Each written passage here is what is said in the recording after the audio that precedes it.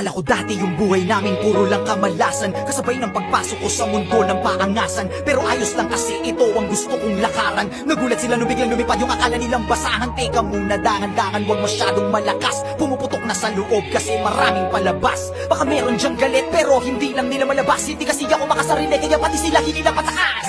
Teka, ang dami nagbago, ugali pati na mukha mo. Ganyan na ba yung mga dapat gawin para mahalin ng mga tao? Sa bagay sanay ka naman, no respeto daw kahit pa ba. No, kung gusto nyo ng respeto, tanungin nyo na sila kung magkano. Huwag magpapakapekto, kala mo perfecto. Lalo pag nagsalita na yung mga yakala mo walang depekto. Samantalang ako ginawa ko lang lahat ng ito ng puro diretsyo. Habang ikaw kailangan may siraan ka para lang makaasenso. Para ka lang chismoso, ginawan na lahat ng kwento. Isa kang kupal na manunulat, ya puro ka lang invento. Tinapakan, inangasan, sinabihan, umalis na lang ako rito. Nilabanan, hinayangan, kaya ngayon ako na ang paborito. Titirahin nyo ko si Balong lang nagdala. Huwag kayong mag-alala, meron din kaming dala. Ganyan naman yung mga ulule, mahilig mangumpara. Nagpapanggap na malawak ang utak, makitid pala.